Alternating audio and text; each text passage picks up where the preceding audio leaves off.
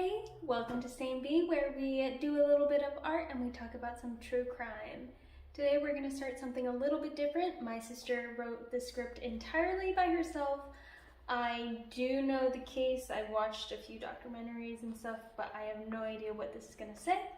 So we're going to go ahead and read the script. I'll add a little bit of my own commentary and we'll go ahead and make some art at the same time.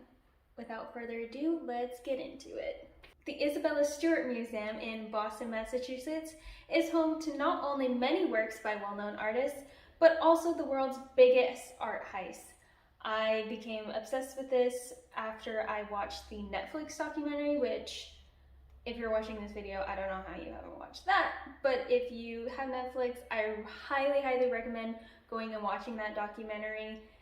It is absolutely fascinating, but watch this video first. Finish this one, get a little sneak peek, because of course that one's a lot longer than this short video. It started in the early hours of March 18th, 1990, when two men dressed as police officers pulled up near a side entrance of the museum. They claimed to be responding to a reported disturbance. The two men were allowed in by the guard despite protocol. He even locked the door behind them. The fake officers asked the guard and his partner to step away from their watch desk and promptly escorted them down to the basement where they were handcuffed and tied up. Although the thieves have not been identified, the museum was equipped with motion detectors which were able to record the path of the thieves. They took the original copy of the alarm triggers, but they greatly underestimated the power of the technology at the time, and the police were able to go in and print a brand new copy. I learned from the documentary that I did watch about this case that the museum had been warned about their improper security protocol. They only had one button that would alert the police, and it was at the guard desk where they were directed away by the fake officers. They also were not supposed to allow anybody into the museum after closing, but since they were posing as police officers, and the guard at the time was a really big, like, nothing against potheads, but he admittedly would go into work high out of his mind. He claims that this time he wasn't high. He wasn't this time. A bunch of other times he was. Really, there's no way of knowing, but he would leave the door open as well while he was on duty, even though he really wasn't supposed to be doing that.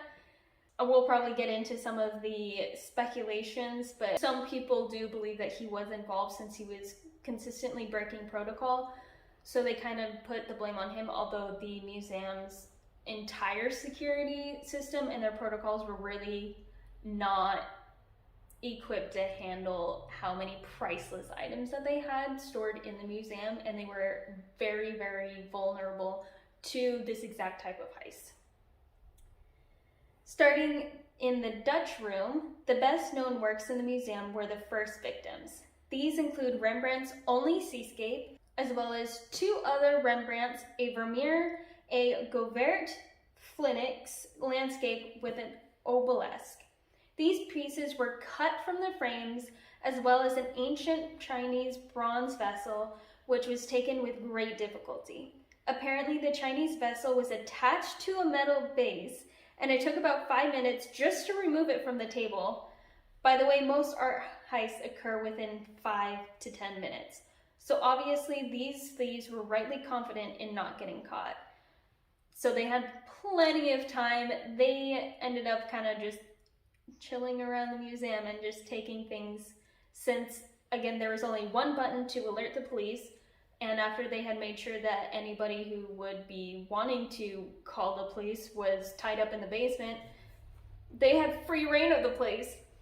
But what really pisses me, they cut Rembrandt's and Vermeer, like they cut the actual canvas of these priceless works of art, which I know is really common, and probably the easiest way to steal a painting would be to cut around the frame, rather than taking it down and dismantling it, and that way then you can also just roll it up instead of having to take the frame off somehow, or taking it with the frame still attached, although they had plenty of time, so they probably could have just taken the frame with them anyways, even though it would be heavy. Like, they had plenty of time to just take it too. But, you know, it's fine. I mean, they already stole really priceless works of art, so I mean, why not just destroy them too in the process? Anyways, doesn't bother me at all. Anyways, on the same floor as the Duchess room, the thieves made their way to the short gallery to retrieve 5 Degas paintings and a bronze eagle finial. I think I'm saying that right. Finial? Finishing their private browsing tour of the museum, the two men made their way to the Blue Room on the first floor, passing countless valuable pieces on their way. These two obviously had their shopping list ready and had no interest in any detours. Interestingly, the motion detectors in the Blue Room were not triggered, although the next day they were found to still be functional. Obviously, the thieves did visit this room, however, because Edouard Manet's Chez Tortoni,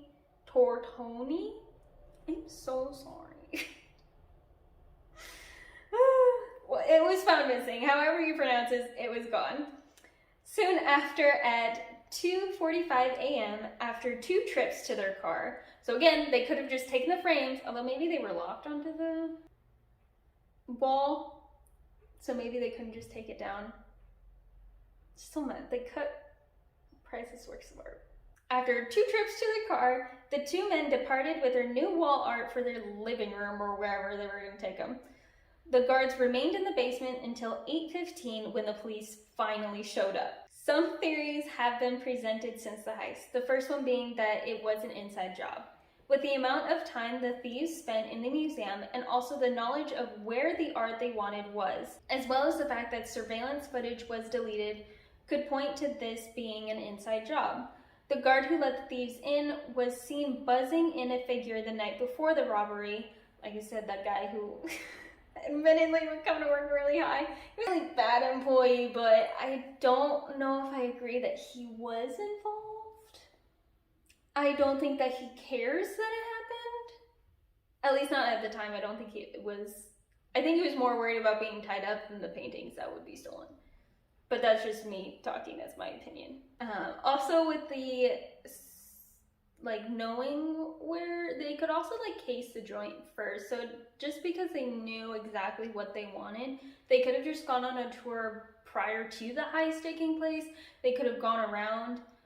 I wonder, because they did have security people come in to evaluate their security flaws, if it was an inside job, I personally think that it might have been one of them, because they would have known specifically. Like, some random Joe going on a tour wouldn't necessarily know the security flaws, that there was only one button that would alert the police, and it was under the guard desk.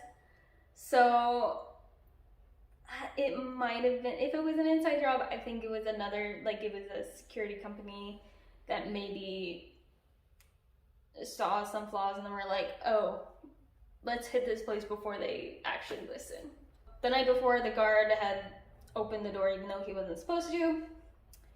Also, minutes before the robbery, through the same door that he later unlocked for the thieves, posing as police officers, the guard had opened the door, which he claimed he always did. However, this was never followed up on. The guard never returned to his job at the museum after the heist either.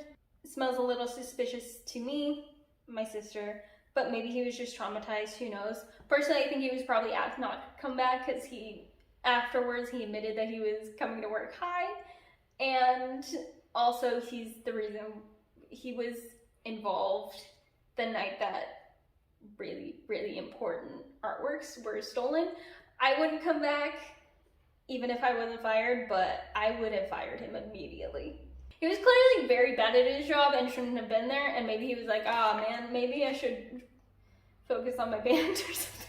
I don't know. I don't think it was him.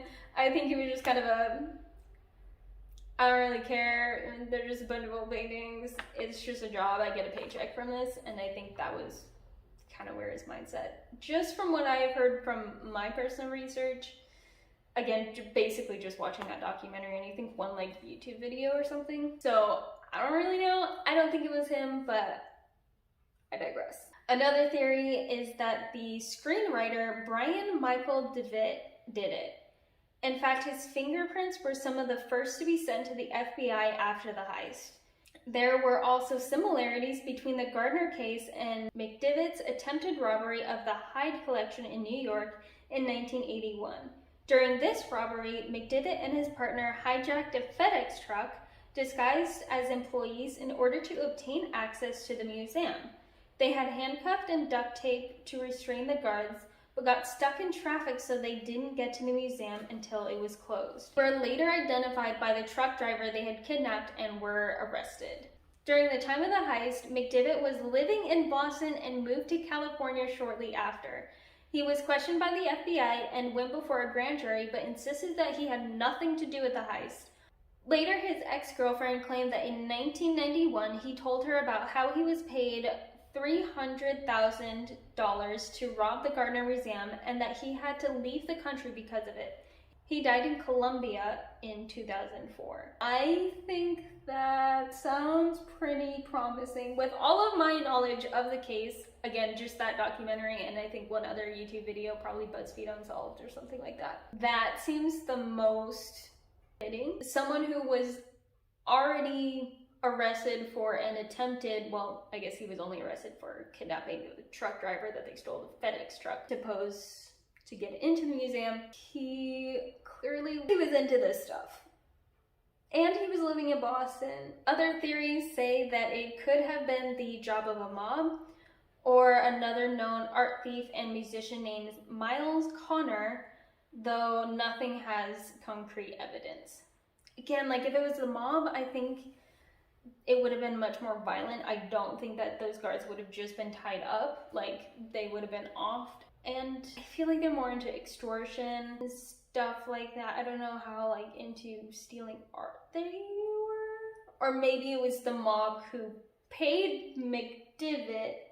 To this day, the museum, FBI, and U.S. Attorney's Office are looking for leads to where the art could be and who is responsible for the world's greatest art heist. There's even a $10 million reward for any information that would lead to the missing pieces.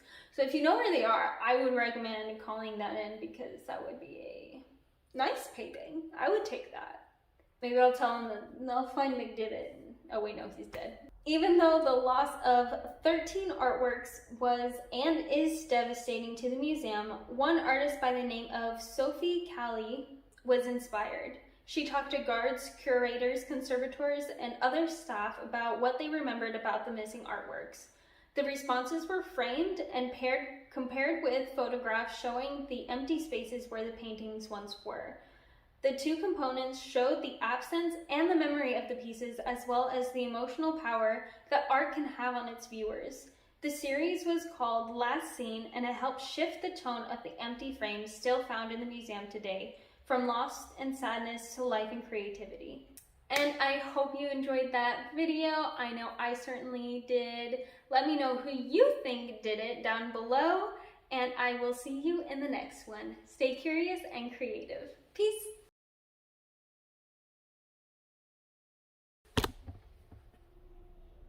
I saw a wee.